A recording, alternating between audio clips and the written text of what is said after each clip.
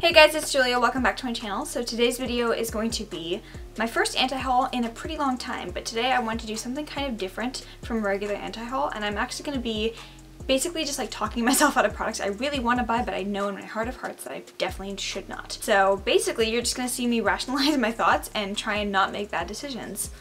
Great times. My audio today is a little bit janky, I am so sorry, but my microphone broke earlier this week and I haven't been able to film anything. I ordered a new one, it should be coming tomorrow, but I needed to film something today, and yeah, I hope it's not too bad. I'm so sorry.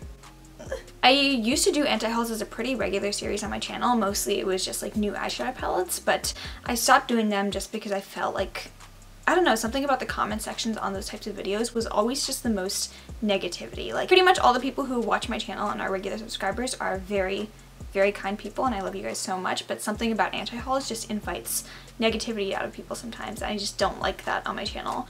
But I've come to realize that anti-hauls don't have to be negative in most cases, and what they were originally created to do by Kimberly Clark is to combat consumerism. And I've gotten to a point in my makeup collection where I don't even get excited about a lot of things I used to be super excited about, just because I have so many things that I'm trying to use up. So today's anti-haul of sorts doesn't come from a negative place at all. I just want to talk through a bunch of new releases that I impulsively, my first reaction is, oh my god, I want that. But I know that I don't need them, and I'm just gonna try and talk myself out of buying things I definitely don't need. So I hope you guys enjoy this video and my long-ass winded intro. As you can probably tell, I have new hair. I got it cut in highlights. You guys have been very nice about it on Instagram and Twitter, and I'm kind of adjusting to it. It's not really what I necessarily wanted, but basically I walked into the salon, I was like, how long can I keep my hair while also cutting off all the damage? And they were like, yeah, we're gonna have to cut off like all your hair. And I was like, so it's pretty short right now. I miss being able to just like,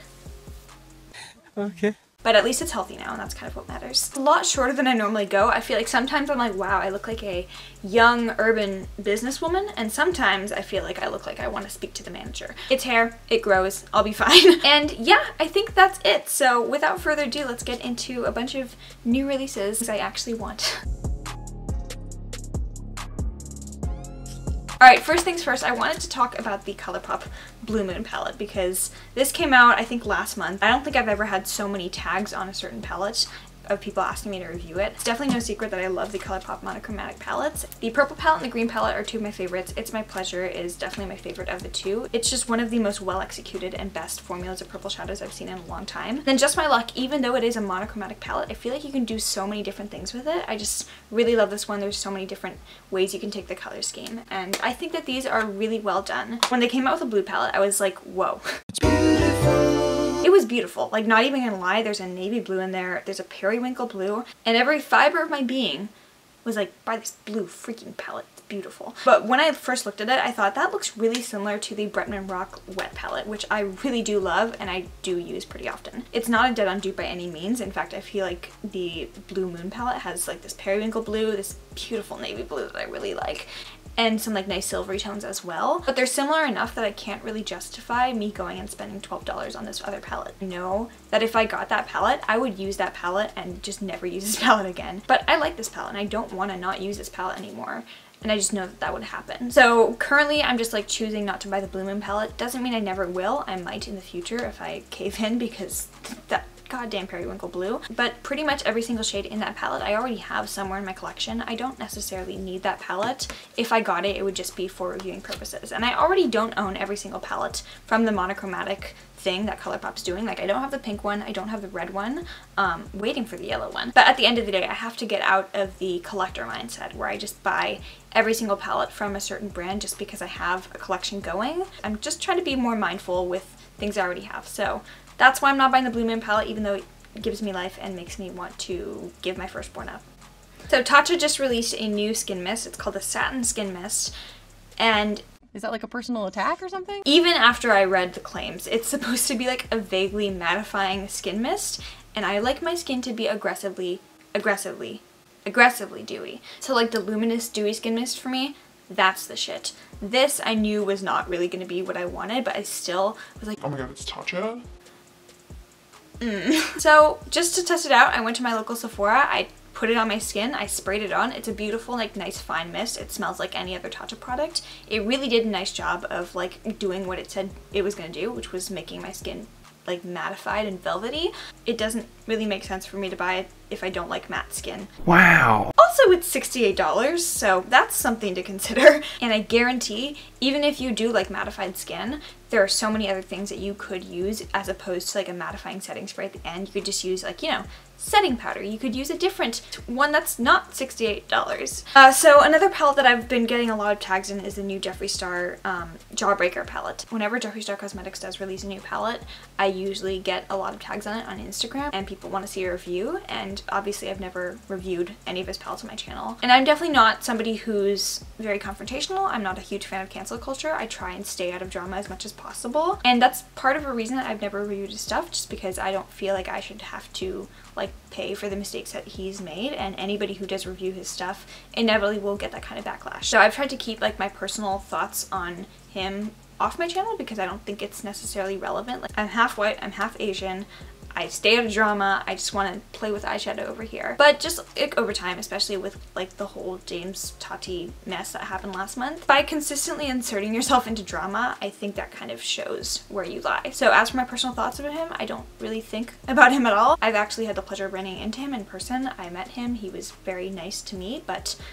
online I think he just has a tendency to lash out. And like, personal feelings aside, I just don't want to involve myself. Like, there's so many other makeup brands I could purchase from. So that's why you've never seen him on my channel, and that's probably why you never will. But this fucking palette, like, it's colorful, there's a lot of mattes, there's a beautiful range of different things, there's neutrals in here as well, there's a beautiful like lavender purple, and there's a periwinkle blue. But I'm sure there will be people who will review this palette. I don't feel like an obligation to review it by any means, and as gorgeous as it is, I'm not going to go out of my way to purchase it when there's so many other makeup brands I could spend my time on. So yeah, those are my thoughts. I don't demonize or look down on anybody who does choose to support the brand. It's a personal choice, and my personal choice is like, I'd rather not. That's my opinion!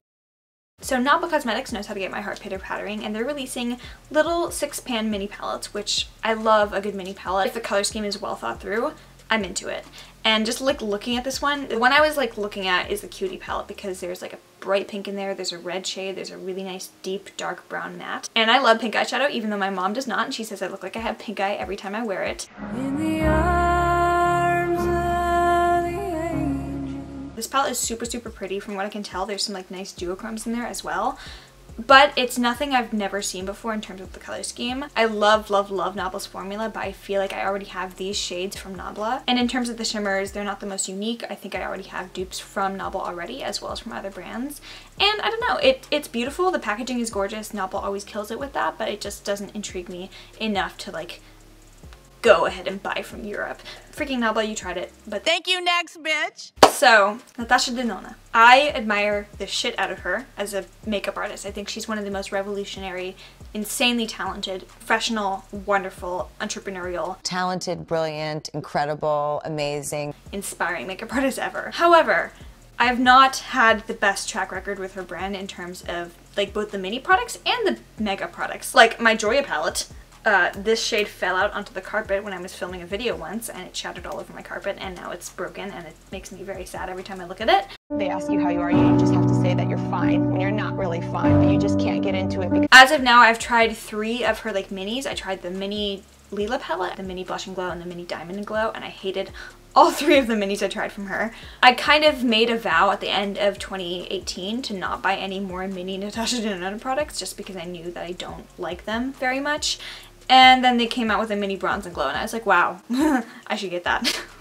It is $19. There's a highlighter in there that looks like it's going to be too dark for my skin tone anyways, but I still wanted it.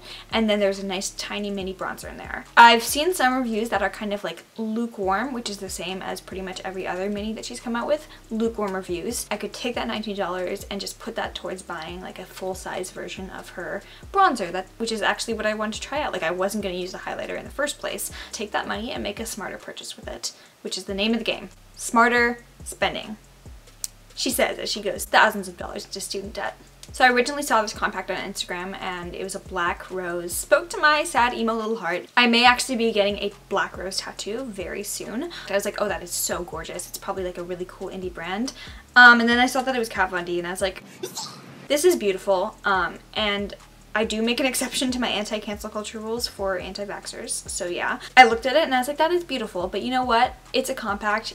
the packaging is getting to me. I don't necessarily need a single compact for something. Like, I wouldn't really have a practical use for it. And regardless of the brand itself, I would have talked myself out of it eventually. So that's my thought process on that. Vaccinate your kids. This is probably one of my favorite releases of the month that I'm still not going to buy, but I think it's just such a cute and like well thought out release. The Morphe 25L palette, they're releasing a new palette for the Pride season. It's basically just an entirely gorgeous rainbow palette. I love that they're donating to the Trevor Project, if I'm correct. Shows that they're not just like shilling out Pride as a way to get more money. I think that they're actually dedicating it to a good cause, which is awesome. I've seen some really good reviews of the actual formula itself, and I have no doubt that it's very, very good. But I already own the James Charles palette, of course, and also like my Sugar Pill Pro palette. I have a bunch of other rainbow palettes in my collection, so I think this is a really great palette for anyone who doesn't own a rainbow palette and wants to get a nice affordable option. But for me, not necessary. I was going to buy it just to support the Trevor Project, but then I was like, you know what?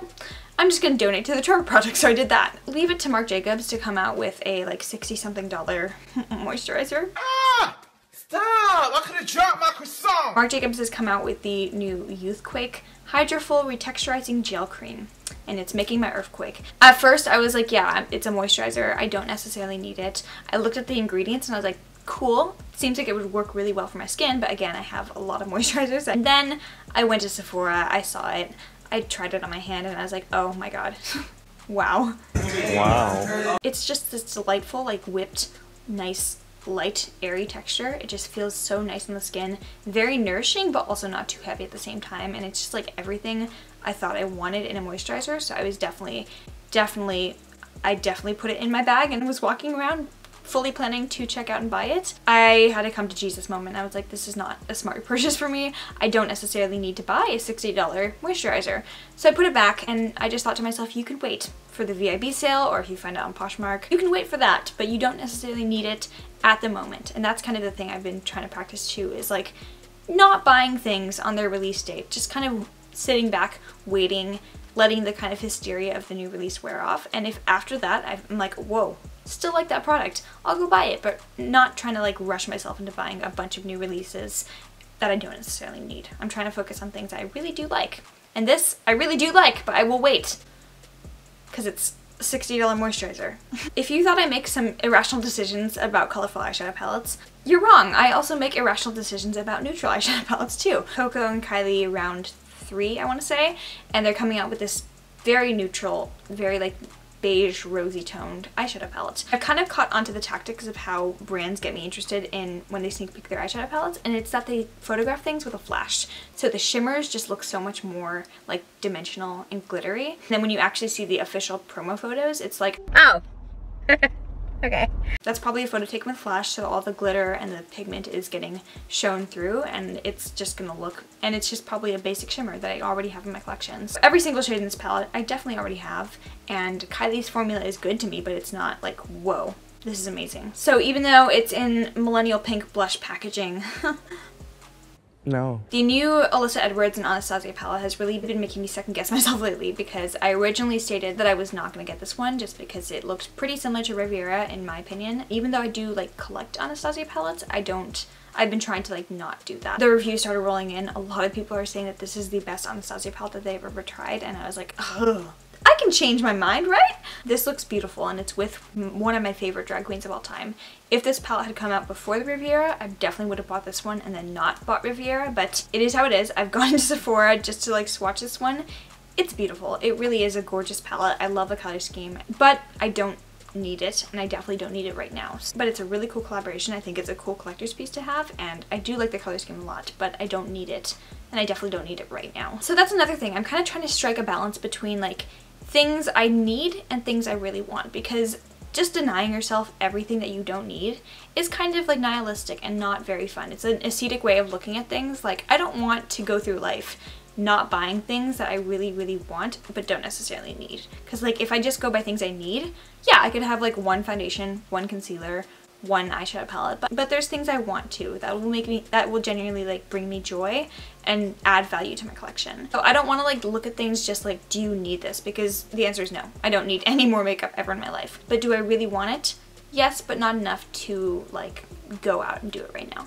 I can wait. Life Lessons with Julia. They also for summer released the new shimmer body oil, and I feel like this has just become such a huge like summer thing this year. I've already bought one shimmer body oil. This is from Sol de Janeiro. It's the Glow Motions Goldy Rocks body oil, and I've been loving this very much. But I'm not going to buy this one for the same reason that I'm not buying the Patrick Ta one, which is I've already got one. He says they've already got one. Part of me was stuck in this mindset of, wow, I should create an entire like tabletop layout of every single glow oil on this God's green earth. I don't go outside that often. I stay inside and study. So when I do go outside, when I want my skin to look nice and juicy and glowy and beautiful, I'll use my Goldy Rocks one. I don't need to have 7 different body oils out. So even though Anasazi is one of my favorite brands, I haven't seen any reviews of this one that's like, wow, this is the most amazing thing ever. And I have a glow oil. I'm good. So Glenlight came out with a burger palette. This feels like a personal attack. There's greens, there's yellows, there's like berries and oranges, and there's neutrals in there. It's like everything I want. However, I tried out the pizza palette and it was one of the worst palettes I've tried in a long time. Like I did not agree with the formula. It just didn't really work out for me. I've seen a lot of people saying that the formula in the burger palette is great, but I've also seen a lot of people saying that the burger palette and the pizza palette have the same formula, and I'm like, if I didn't like the pizza palette formula, I don't think I will like the burger palette formula. My mind, oh. So I'll be passing on the burger palette, even though a lot of the looks I've seen with it are cute. It definitely seems like it's the same formula as the pizza palette, which was pretty powdery, a lot of fallout, decent amount of pigmentation, not the easiest to blend, but not the hardest either. Just like not the best formula for a pretty high-end price tag. This next one I actually bought and then promptly returned when I went through this mental process in my mind of like justifying and then anti-hauling it. The Glow Recipe Watermelon Glow Ultra Fine Mist. I really love Glow Recipe skincare. The watermelon face mask is one of my favorite things ever. So I went on kind of a bender last month where I bought like 5 different skin mists, including the Forsali one, which is like $40-something. But I saw this mist, I was like, oh, that's cool. I sprayed it and it was the finest, like most mist I've ever seen in my life. And like I couldn't even feel the particles hitting my face because it was that fine of a mist. I bought it, I took it home from Sephora, and on the drive home I'm like, oh my god. Lipstick! What did I just do? Not even like setting sprays, not even gonna prolong the wear of my makeup, but they're all mists just specifically meant to hydrate your skin and just melt the top layer of like makeup into your face more. I bought the Forsali mist, Innisfree green tea mist. I bought the Anasazi dewy set. So upon reflecting, I was like, yeah, don't need this one right now. If I ever run out of a mist and I'm like, wow, I need a new mist, I'll probably go get this one because it's delightful, but I don't need it right now. And I've heard that Glow Recipe, because they are more like natural, they do expire pretty quickly. So I didn't want to just have this one sitting around, so I returned it and I didn't even use it once. So Beyonce's makeup artist St. John is collaborating with Luminous Cosmetics because the new Lion King movie's coming out and Beyonce is obviously in that, and they reached out to him to collaborate and they made this eyeshadow palette. So I saw this palette, he used it on Desi Perkins, who can make any palette look good, honestly, because she has the most beautiful face ever conceived. Beautiful palette, but also I have every color in here. So the temptation to buy this one was quick and fleeting, but it went away very quickly. And it was just kind of this thing of like, gorgeous palette, I'm sure the formula is awesome, but like the colors are nothing super special. And instead of buying this, I'll just go watch The Lion King. Our holy overlord, Robin Rihanna Fenty, has come out with new lipsticks that are colorful. And I was not a fan of her Mademoiselle lipsticks. I just felt like they were very matte, very drying, not my cup of tea, even though the colors that they offered were insanely beautiful. So they came out with the new Popsicle lipsticks, which are bright and bold in kind of like a more satin finish. So I figured, hey, these might be fine, because my main issue with the Mademoiselle lipsticks was that they were very dry, very like draggy on the lips, and they just looked like butthole. So these ones, they're colorful, they're bright, they're fun, they have this really cute packaging that's like, it's plastic, but it's like colorful plastic. But I looked closer at the colors and I was just like, would I wear any of those? Probably not, honestly. Like, outside of a more creative makeup look, which I don't even wear outside of the house very often, probably wouldn't wear any of those shades on a more regular basis. And yeah, that is it. So I hope you guys enjoyed this kind of positive roast anti-haul. I don't know what this is. I hope this was fun for you to watch. I hope maybe I like talked somebody out of buying something that they were thinking of buying but like knew they shouldn't. So I hope this was helpful, maybe? I don't know. So yeah, anti-consumerism is great. Let's waste less. Let's be more mindful with how we spend our money.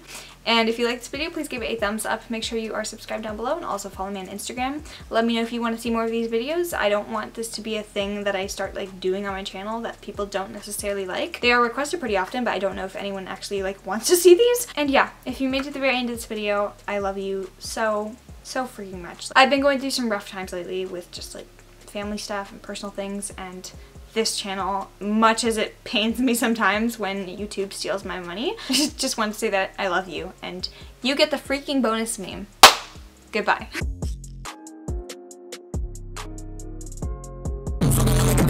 When the